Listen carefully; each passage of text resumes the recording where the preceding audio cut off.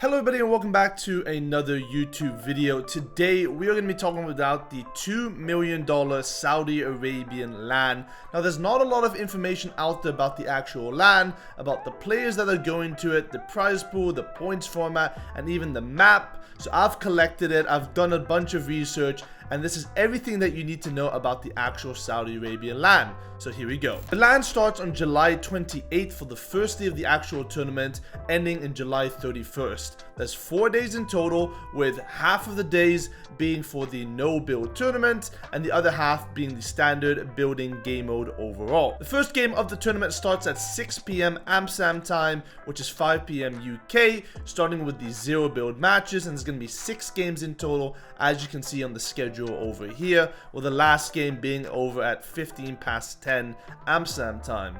The second day of the no build tournament starts over at 6 p.m. again, Amsterdam time, 5 p.m. UK, having another 6 games in total. Day number 3 is all for the building format, also starting at 6 p.m. Amsterdam time, having 6 games in total. And then day number 4, again, another 6 games in total, with a total of 12 games for both the no build and building format in total. It seems to be a very competitive tournament all across the board. So let's talk players and players lists. Now there's a bunch of very interesting combinations of duos in this, ranging from multiple NAEs duos together with EU duos. We have a lot of standard duos together and a bunch of content creators as well. So let me name you just some of the few, as you can see on the screen over here. Anas and Pink playing together, Aqua and Venno, the former FNCS champions of last season. Aqua making a turn and playing now together. Bad Sniper playing with Mursesh and not with Malabuka, because I'm assuming they got separate invites as well. Fetch and Carry from the NA West region. A bunch of Middle Eastern players, FHD and Yonks.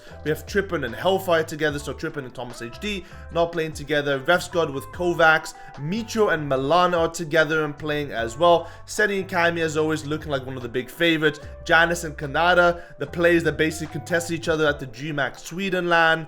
Amar, another content creator, together with Vidil. Chapix and Z Andy, a previous duo from recent times as well. Clicks and his duo Duke, so that's an actual duo together and playing. Epic Will and Malabuka together. Hand and Queasy coming back together as well. And, would you guess it, Thomas HD and Tayson, after splitting a few seasons ago as a duo, playing at a LAN together. That should be very, very interesting as well overall. Lechi's going as well. And Ronaldo's playing with No Rayleigh, so Ronaldo making a competitive return overall. So a bunch of very, very stacked duos. This is going to be looking like one of the best tournaments we've seen in a long, long time since World Cup. And with that star-studded list of players together, here comes the prize pool. Now, the total tournament pricing per tournament is $1 million in total, with first place getting $250,000. So that's essentially the same as winning an NAES FNCS, or close to winning an EU FNCS, with $125,000 being per person for each game mode. So if you win both the no build and the build game mode together, you get yourself a total of $250,000 for yourself. Second place gets itself $150,000 per tournament, with third place getting $100K, fourth getting $75,000, and fifth getting $50,000, and it goes down and down and down. Minimum amount of money that you get is $5,000 just for showing up, and there's only 44 players in the tournament overall. So once you're getting towards the big money, which is the top 10, you'll be getting about $15,000 in total, with 7.5K per person for each game mode, remember. So if you win both, like I said, $250K for first and another $250K for the other game mode as well. So there's a bunch of money on the line, and it is going to be very exciting because there's so much at stake. People's LANs performances at stake, you know, careers, regions that's being represented, and of course winning that prize pool is absolutely insane. Now taking a look at the format, it is 32 points in total per win, with 2 points per elimination. So a little bit different from the regular format that we usually have, but you know, it's very close anyways. 3 points for just winning the game, with 1 point from top 2 to top 3, another point, top 4, another 1 point, top 5, another 1 point. So you're basically getting 1.1 points, starting at top 35. So essentially you need to survive 9 duels to get your first placement points. And interestingly enough, the first placement point that you get is top 35, for 4 points in total. So it's definitely just a normal format, nothing too crazy, and it's the same format for both the no build and the build tournaments alike, so nothing too crazy there overall. So taking a look at the build format map, we see a bunch of different teams contesting each other, with Tayson and Thomas HD at the Slurp Truck at Rave Cave. Mitro Milan also getting involved over there. Should be very interesting to say the least. Over towards the Coney Crossroads, we have Scram and Anlex contesting a Middle Eastern duo. Malibuca and Epic Roar towards the mid-map. To the south, they have Trippin and Hellfire. They shouldn't interact more than likely together. Cami and Seti at the Cami Sped, uncontested, so definitely one of the biggest favorites to do super well. Pink and Anos not landing at Joneses, respecting Duke and Clicks over at the Joneses side, so they're landing over towards the Sunny Steps part of the map. Over towards the south, we have Threats and Macwood contesting Frosty and Redley. Ziani and Chapix, uncontested Synapse Station. Aqua and Vettel, bottom left of the map, uncontested as well. Interested to see how those two will play with the, with not playing together for a long time since this season. Aqua obviously taking a break due to wrist issues. Veno playing with Queasy, using those grapplers over towards Shifty side. Janice and Kanada coming back together and landing towards Greasy Grove. Definitely a tier 1 spot as well. Definitely expecting them to do really well. And Hen and Queasy together over at Shifty Shafts, having those grapplers as well. So definitely one of the favorites to do well overall. Moving over towards the no build format, not much has changed in the map overall. It's pretty much entirely the same, except for Lucian Steno landing top left of the map contesting Polga and Laleo.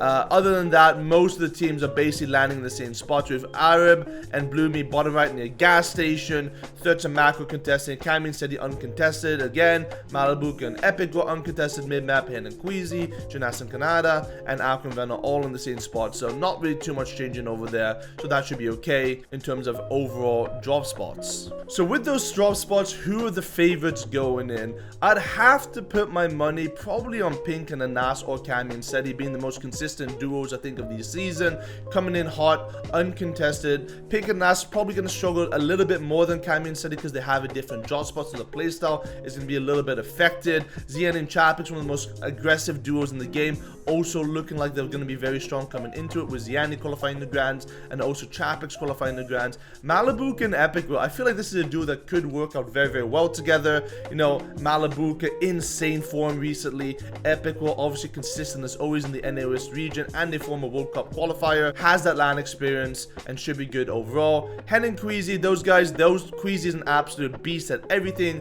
also in LAN, but he hasn't played with Hen in a very long time, so it should be interesting to see how those guys will play together. And Tayson and Thomas HD. Tayson, absolute demon. Thomas as well, also really good LAN players overall. Uncontested on the Slurp Truck on the south side, but they haven't played together in a long time, so very interested to see how they do, especially not landing in a mid-map spot, which Tayson is very used to now. Trippin and Thomas AG still landing to that south side Slurp Truck together in FNCS, so Thomas should still have that experience, but playing with a different person is going to be interesting overall as well. In terms of the NA East duos, Duke and Klex could come in hot. Not really sure what the LAN performances has looked like recently, but they both have qualified to grand finals of the FNCS.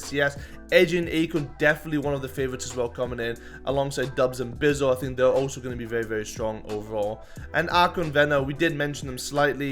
Not really sure what their playstyle is going to look like with the lack of launch pads anymore. They do land towards the south side of the map, and they do have grapples near them, but I'm not sure if Janice and Kanada are really going to let them have it inside of Greasy Grove, so that should be a fight overall. And obviously Aqua having wrist issues and taking a little break, he might be a little bit out of order going into this LAN because he hasn't really played the game that much, so it should be interesting to see overall how those guys do. But I'm gonna say Cami and Seti are probably gonna take it since they're the best duo on paper. They're landing at the draw spot. Cami and Seti both got first and second going into DreamHack. They should win the build format of this tournament. The no build, we can do all of our predictions, but it's still a untested game mode, so who really knows who's going to do well in this tournament, so I guess we'll see. One of the last things I want to mention is some of the rulings that we have in the rules of this tournament. One of them refers to additional software usage. So macroing has been a massive part of the Fortnite community, and lots of people are discussing if it's allowed,